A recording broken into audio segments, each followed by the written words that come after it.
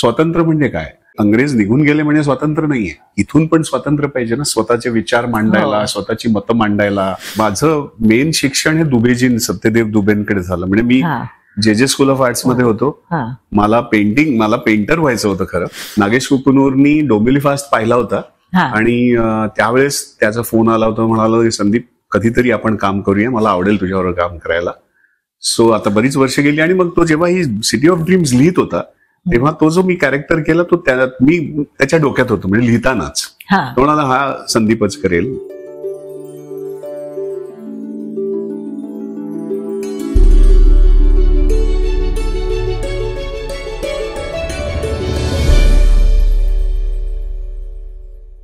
नमस्कार. आज माझ्याकडे गप्पा मारायला आपल्या मराठी इंडस्ट्रीतला एक देखणा हिरो, यंग अँग्री मॅन. त्याची फार ओळख करून द्यायची गरज नाही. मी फक्त एका चित्रपटाचं नाव घेईन की तुम्ही ओळखाल कोण आलेलं आहे. डोंबिवली फास्ट. हॅलो संदीप, काय म्हणतोय, कसा आहेस? मस्त मस्त. आता तुझा चित्रपट सत्यशोधक सगळीकडे गाजतोय. अप्रतिम चित्रपट झालेला आहे, मी पाहिलंय आणि त्यातली तुझी भूमिका, तू इतका फिट बसलेला आहेस त्याच्यात. तर आपण सुरुवात त्या चित्रपटापासूनच करूया. हा चित्रपट कसा आला तुझ्याकडे? त्या भूमिकेसाठी तू विशेष काय केलंस आणि लोकांच्या प्रतिक्रिया काय आहेत त्याविषयीचा. हा चित्रपट एक 3-3.5 वर्षापूर्वी निलेश जळमकर यांनी माझ्याकडे स्क्रिप्ट पहिला घेऊन आला आणि महात्मा फुले करतोय म्हटल्यावरती पहिला माझ्यावर प्रश्न आला की मी का, म्हणजे मी कधी विचार नव्हता केला की मी महात्मा फुले दिसू शकेन किंवा करू शकेन, असा कधीच मला विचार नव्हता आला. तर मी विचारलं आणि निलेशनी एक असा फोटो समोर केला ज्याच्यामध्ये माझा फोटो आणि महात्मा फुलेंचा मॉर्फ केला होता त्यांनी एकावर एक, आणि त्यांनी मला दाखवलं आणि मीच अवाक झालो. म्हटलं अरे मी खरंच दिसू शकतो असा. तर त्यामुळे तो एक कॉन्फिडन्स लगेच आला की ओके, कारण बायोपिक मध्ये तेच असतं की दिसणं हे फार गरजेचं असतं त्या कॅरेक्टरच्या जवळ.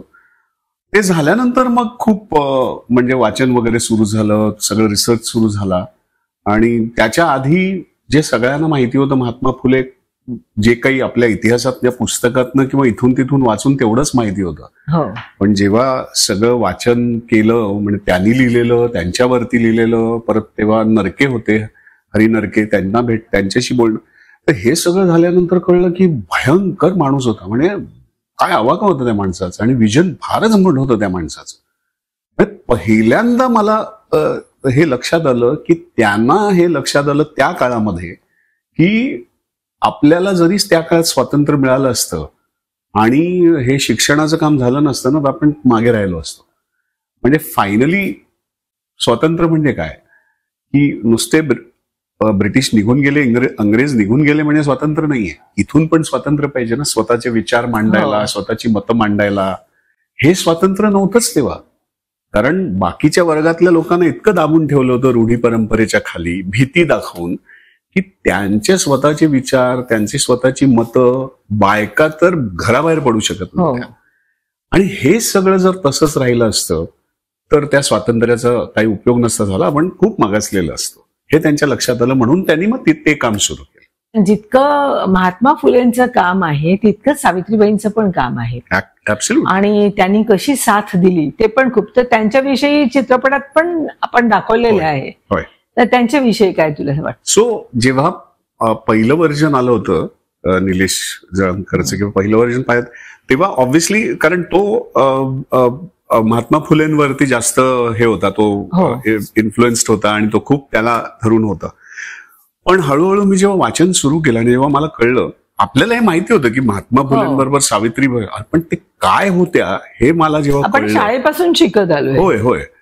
पण त्यांचं म्हणजे त्या काळामधली केमिस्ट्री अवाक होती, म्हणजे भयंकर होते ते. म्हणजे 2 शरीर आणि 1 आत्मा असे होते ते. आणि म्हणून म्हणजे मी निलेशला म्हटलं, निलेश हे तसं आलं पाहिजे, कारण त्या दोघांचं काम आहे ते. म्हणजे त्यांनी जरी सुरू केलं असलं महात्मा फुलेंनी, तरी सावित्रीबाईंनी तेवढ्याच ह्यांनी खांद्याला खांदा लावून आणि परत बाई असं बाहेर पण, म्हणजे त्यांच्यावर शेण दगड सगळं फेकलं गेलं माहिती, आणि ती चित्रपटात पण आहे. बरं, हे सगळं अपमान सहन करून सुद्धा एवढ्या कन्व्हिक्शननी उभं राहणं, इट वॉज नॉट इझी म्हणजे बाईला त्या काळामध्ये. आणि त्याच्यानंतर प्रत्येक त्या ह्याच्यामधले, म्हणजे त्यांच्या त्या सगळ्या, म्हणजे शिक्षणाची तर सुरुवात आहे, त्यांनी खूप वेगवेगळे रिफॉर्म्स किंवा खूप वेगवेगळ्या बायकांसाठी आणि लोकांसाठी शेतीपासून ते नंतर ते ऑन्टरप्रिनर झाले. म्हणजे बेसिकली की ही सत्यशोधक चळवळ चालावी किंवा ह्याला सस्टेन करायला पैसे कुठून, तर मग लोकांसमोर भिका मागायला नको किंवा हात पसरायला नको. त्यांनी म्हणून स्वतःचा बिझनेस सुरू केला. जे मोठे कॉन्ट्रॅक्टर झाले आणि त्यांनी मग खडकवासल्याचं धरण, विटीच्या बिल्डिंग्स, मंडई, अशा मोठ्या मोठ्या वास्तू त्यांनी बांधल्या आणि सदन होते ते. पण तो सगळा पैसा त्यांनी इथे घातला आणि सावित्रीबाईंनी सुद्धा त्यांना तेवढीच साथ दिली त्या सगळ्या ह्याच्यासाठी. आता हा चित्रपट आणि डोंबिवली फास्ट, तर दोन्हीमध्ये काम करताना तुला काय फरक वाटला?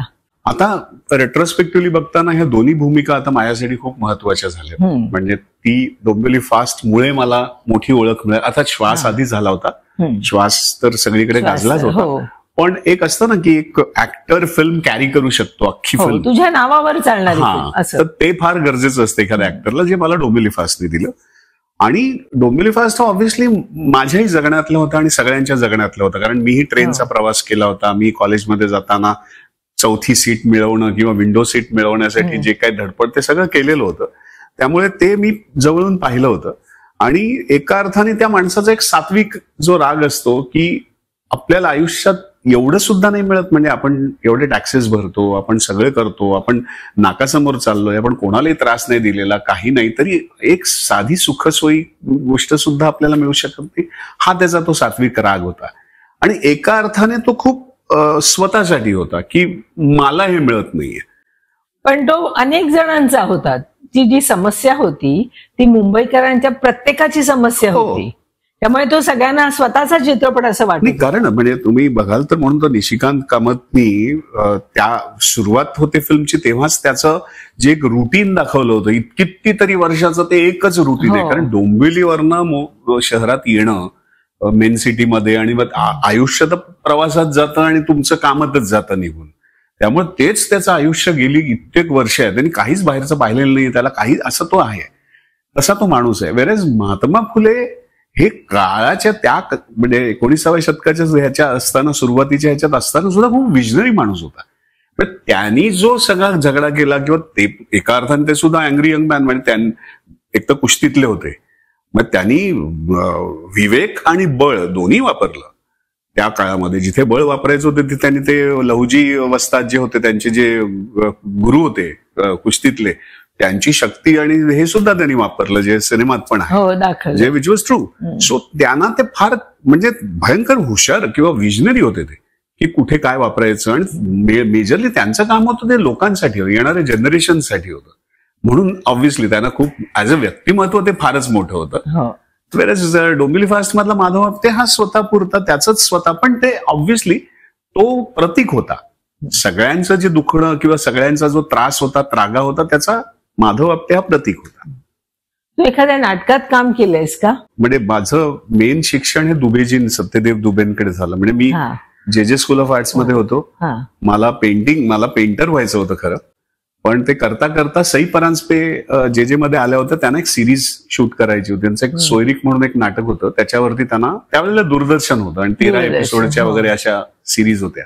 तर सई परांजपेंना ती जे मध्ये शूट करत त्या आर्टिस्ट वरतीच सिरीज होती ती. तर डीननी माझी ओळख करून दिली होती की हा नाटकात पण इंटर कॉलेजमध्ये वगैरे काम करतो. मग सईला ते एक तर पेंटर आणि ऍक्टर असं दोन्ही म्हणून तो मला त्या सिरीजमध्ये, तिथून माझी ती अशीच गंमत म्हणून सुरू झाली. आणि मग सईनी मला म्हटलं, मग आमची मैत्री छान झाली. मग त्या म्हणाले, अरे मी एक नाटक करते, तू करशील का? म्हटलं हो करतो की. म्हणून त्यांच्या नाटकात मी पहिलं काम माझा खेळ मांडू दे म्हणून एक नाटक होतं. तर त्याच्यामध्ये मला काम, त्याचे 250 प्रयोग वगैरे. मग ना त्याची आवड निर्माण झाली ती. मग मी म्हटलं अरे हे मीच शिकायला पाहिजे. म्हणून मग मी दुबेंकडे गेलो, दुबेंना जॉईन झालो आणि मग तो 3 वर्ष मी त्यांच्याबरोबर होतो. म्हणजे मी तिन्ही भाषेत मला वेगवेगळी नाटकं करायला मिळाली त्यांच्याबरोबर. त्यांच्याकडे कारण ते गुरु शिष्य परंपरेसारखंच असतं. म्हणजे कुठली नाटकं केली नाव खूप, म्हणजे मी तेंडुलकरांची नाटकं खूप केली. बेबी किंवा त्यांनी ट्रान्सलेट केलेलं आधे अधुरे, जे मराठीत ट्रान्सलेट केलं होतं. त्याच्यानंतर गोपू देशपांडेंचं नाटक आम्ही केलं होतं. मग दुबेंनी स्वतः लिहिलेली नाटकं पण आम्ही केली होती. चेतन दातांनी लिहिलं, असं यंग रायटर्स, राजीव नाईक, त्याचं एक आपसातल्या गोष्टी जे हिंदीत झालं त्याच्यात मी काम केलं होतं. इंग्लिश नाटकात पण मी काम, त्यामुळे तिन्ही भाषेत मला, आणि तो त्या 3 वर्षात इतकं काम केलं होतं की म्हणजे ते जे फॉर्मेशन होतं ना, तेच जो काही मला आज जे दिलंय ते त्या 3-4 वर्षातनं मी, म्हणजे त्याचं फाउंडेशन तिकडे आहे सगळं. पण त्यावेळेच्या दूरदर्शनचा काय तुझ्यावर काय प्रभाव होता?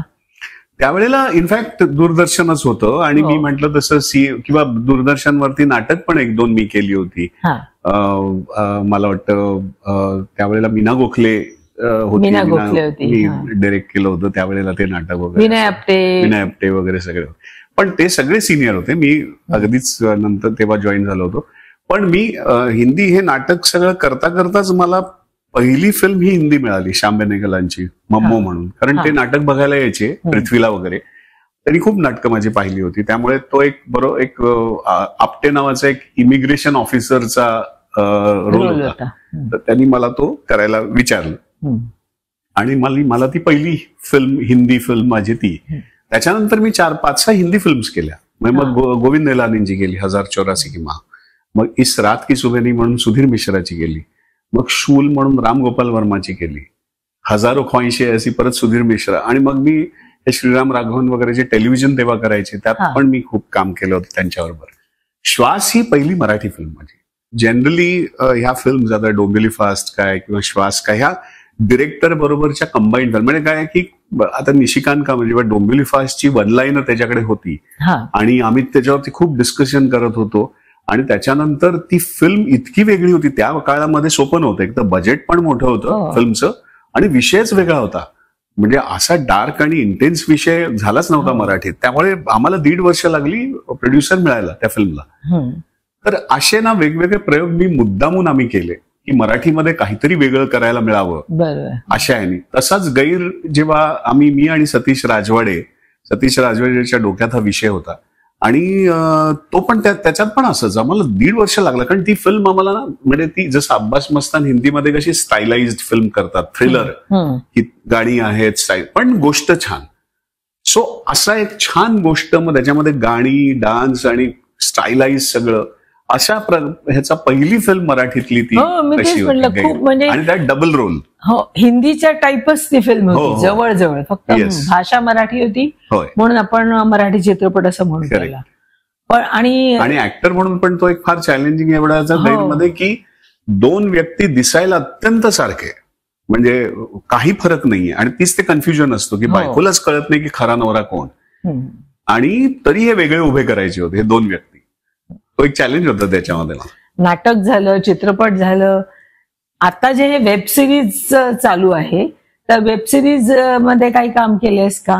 एक फेमस वेब सिरीज आहे city of dreams web series आहे नागेश कुकुनूरची. येस, परत म्हणजे माझं नशीब असं की नागेश कुकुनूरनी डोंबिवली फास्ट पाहिला होता, आणि त्यावेळेस त्याचा फोन आला होता, म्हणाला संदीप कधीतरी आपण काम करूया, मला आवडेल तुझ्यावर काम करायला.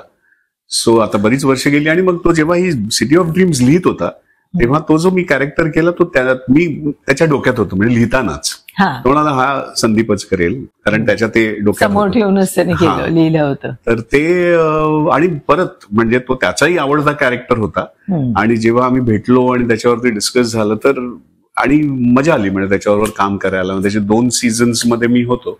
त्याच्यानंतर एक ह्युमन नावाची एक वेब सिरीज झाली जी मेडिकल माफिया वरती आहे, जी विपुल शाहनी प्रोड्युसरनी डायरेक्ट केली होती, शेफाली शाह वगैरे, ती पण हॉटस्टारवर आहे.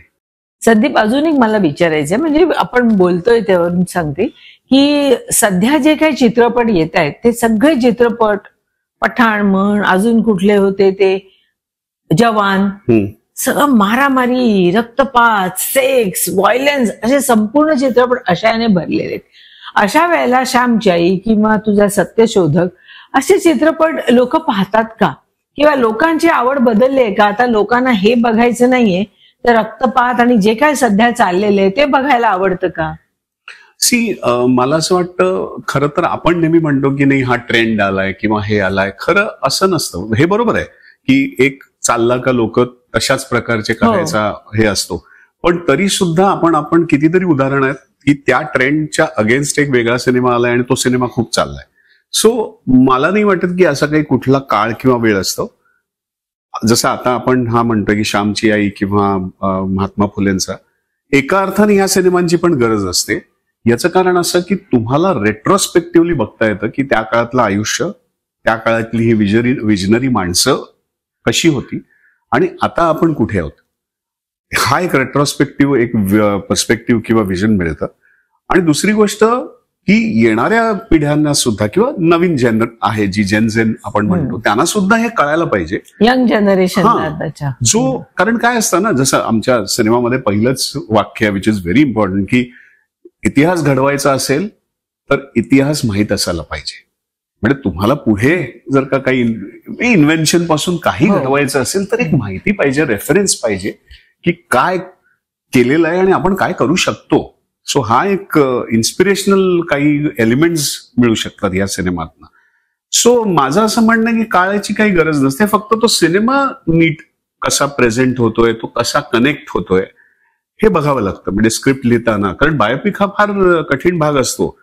मी नेहमी म्हणतो, म्हणजे एकतर त्या माणसाचं आयुष्य असतं बरीच वर्षाचं आणि आपल्याला ते 2.5 तासात मांडायचं असतं, ते जे काही जग अख्खं, म्हणजे नुसतं आयुष्य नाही.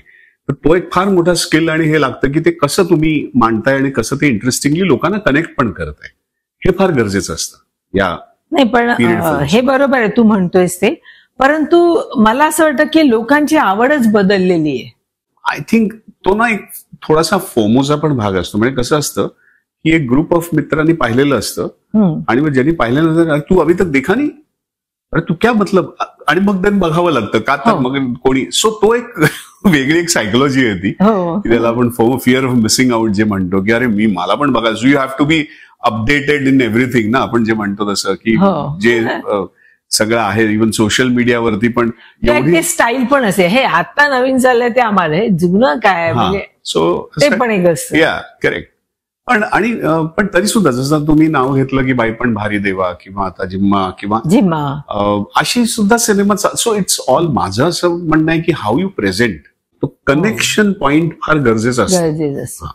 किंवा काय होतं, एखादा चित्रपट आला की तशाच चित्रपटांची लाट आहे. आता बाई पण भारी देवा चालले तर कमीत कमी 10 चित्रपट मला माहिती आहेत, असेच येत आहेत, 7-8 बायका आहेत आणि असे चित्रपट येत आहेत.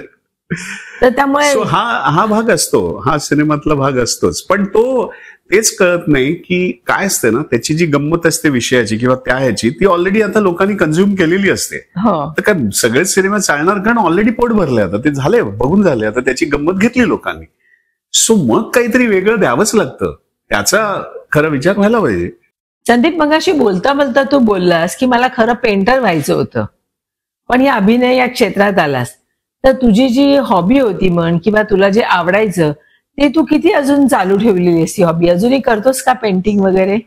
नाही, म्हणजे मी स्वतःला आता पेंटर नाही म्हणत, कारण पेंटिंगसाठी जी एक वेगळी डिसिप्लिन लागते किंवा सातत्य लागतं, ते आता मला जमत नाही आणि ते थोडं मागेच राहिलं थोडंसं. पण स्केचिंग करतो, मला काही सुचलं, मला काही हे आलं तर मग ते स्केचिंग असतं, कारण ते थॉट्स, विचारांची मांडणी असते आणि त्याचा फायदाही होतो मला. पण ह्या ट्रेनिंगचा हा फायदा हा होतो की मी व्हिज्युअल आर्ट स्टुडंट असलं 5 वर्ष, मी डिसिप्लिन असल्यामुळे मला व्हिज्युअली एबिलिटी खूप आहे. म्हणजे गोष्ट वाचली तरी व्हिज्युअल्स उभे राहतात किंवा व्हिज्युअल मेमरी जी आपण म्हणतो ती आहे की कॅरेक्टर बघितलं का माझ्या ते लक्षात राहतं, त्याचे कपडे, त्याचं हे, त्याचं टेक्स्चर, जो मला ऍक्टर म्हणून खूप त्याचा फायदा होतो. किंवा काही व्हिज्युअल छान फिल्म जरी बघितली. एक कलाकार असतो ना, एक कला त्याला येत असेल त्याला दुसऱ्याही कला आवडत असतात असं मला वाटतं. हो, एक्झॅक्टली. पण मला हे तुझं पटलं नाही की आता मी पेंटिंग करत नाही, मला येत नाही, कारण मी कधीतरी हॉबी म्हणून पेंटिंग शिकलेली आहे किंवा काही चित्र काढले. पाहिलं की हे काय पेंटिंग, आजही मी रांगोळी काढली तर ती उत्कृष्टच येते, किंवा काही पेंटिंग केलं किंवा दुसरी कसलीही घरात सजावट असली तर ती छानच होती. नाही तसं, म्हणजे मी सुद्धा आता पेन्सिल घेतलं, ती वाकडी नाही जाणार, लाईन बरोबर, स्ट्रोक बरोबर होईल. तुझा हॉबी तू चालू ठेवायला करतोस. पण मी जसं म्हटलं की मला पेंटर व्हायचं होतं, ते आता करिअर पेंटर न होता आर्टिस्ट झालंय. सो एका अर्थाने आर्टिस्टच आहे, पण पेंटिंग पण. म्हणून अशी पेंटिंग पाहिलं का फार कौतुक वाटतं. म्हणजे तुम्ही तर हॉबी म्हणून हे पेंटिंग केलंय, पण इतकं सुंदर केलंय. ठेवली पेंटिंग करू, तशी एक्झिबिशन करावं अशी खूप इच्छा आहे मिस्टरांची. मग करायला पाहिजे. पण मी आर्टिस्ट नाही किंवा शिकलेली नाहीये, माझ्या घरी कोणी आलं तू जर नीट बघशील ना त्यातल्या 100 चुका काढशील. ते चुका असू दे इव्हन पेंटर्स म्हणजे जे पेंटर चुका असतात, पण पॉइंट असतो की इनफॅक्ट त्या चुका एक तर कळल्या पण पाहिजे, त्या चुकांबरोबर अप्रिसिएशन पण व्हायला पाहिजे ना. त्यातलं चांगलं पण काय हे तर कळायला पाहिजे, म्हणजे मग माणूस परत ते पुढे चालू ठेवतो. तुझी मिसेस पण याच क्षेत्रात आहे का? नाही, ती आम्ही जे स्टुडंट आहोत. ती मला 1 वर्ष ज्युनियर होती इनफॅक्ट. कांचन तिचं नाव. पण त्यावेळेला फक्त आम्ही एक बघून ओळख होती, म्हणजे पुढे जाऊन कोणी सांगितलं असतं की तुम्ही जाऊन लग्न करणार आहोत तर दोघांनी विश्वास नसता बसला. कारण माझा एक ग्रुप मित्रांचा वेगळा होता, तिचा वेगळा होता. नंतर कधीच तिला पाहिलं पण नव्हतं, किंवा पाहिलं असेल तरी रजिस्टर नाही झालं, कधीच ओळख. 6 वर्षांनी ती पार्ल्यात राहायची, म्हणजे माहेर पार्ला आहे तिचं. तर दीनानाथ हा आमचा नाका असायचा. म्हणजे थिएटरची आमची सगळी मंडळी, म्हणजे दीनानाथला तो सचिन खेडेकर, मी, गणेश यादव, किशोर किंवा अशी सगळी तिकडे आपली कामं हे करून तिथे संध्याकाळी भेटायचं, असं तो एक नाका होता. ते एकदा असंच मी तिथे उभा असताना, किंवा मी इनफॅक्ट किशोर कदम आणि मी असं रिक्षातनं येत होतो आणि ही क्रॉस झाली रस्त्यानं ते दीनानाथच्या समोर आणि तिने हात केला. तर मला वाटलं किशोरला केलाय. मी काय फारसं तर किशोर पुढे झाला तर किशोरला ते म्हणजे तू नाही तो. सो मी आलो समोर तर हॅलो वगैरे सगळं, आणि मग तिने बोलायला सुरुवात केली खूप वगैरे. असं तिला असं वाटलं मी ओळखलं. मी खरंच ओळखलं नव्हतं. मग तिच्या लक्षात आलं की हिने बहुतेक यांनी ओळखलं. तू ओळखलं नाहीस का? मी कांचन, मी जे. मग सगळे ते म्हणतो ना तसं सिनेमा बॅक टू बॅक, आपण म्हणतो तसं बॅक फॉरवर्ड वगैरे असं. आणि तिथे मग ते लक्षात आलं की वगैरे. मग आम्ही 6 वर्षांनी भेटत होतो आणि तिथून मग ऍक्च्युली मग परत मैत्री सुरू झाली and then it turned into relationship, असं ते झालं. सो ती आता पेंटिंग पण करते, पण ती बेसिकली ज्वेलरी इंडस्ट्रीमध्ये आज गेली 25 वर्ष ती ज्वेलरीमध्ये, म्हणजे डिझायनर पासून मर्चंडायझर पासून ती मार्केटिंग वगैरे सगळं ती वेगवेगळ्या, गीतांजली पासून अशा वेगवेगळ्या डायमंड कंपनी, असं खूप तिचा अनुभव आहे. सो इंटरनॅशनल फेस्टिवल्स वगैरे म्हणजे जे असतात ते पण ती फिरून आलेली आहे. खूप आता तिचा एक वेगळी अथॉरिटी आहे त्या फील्डमध्ये. मला वाटतं तूही थोडा वेळ काढायला पाहिजे तुझ्या एवढ्या. नाही, नक्कीच. सो इनफॅक्ट पुढे अर्थात जसं म्हटलं तसं ती जात नाही कला, ती असते अंगवळणी असते. त्यामुळे पुढे जेव्हा होईल तेव्हा एक प्रॉपर वेळ देऊन आणि मला एक्झिबिशन्स वगैरे पण मी करीन, तेव्हा नक्की मी तुम्हाला सांगेन आणि तुम्हाला पेंटिंग्स दाखवेन. नक्की नक्की.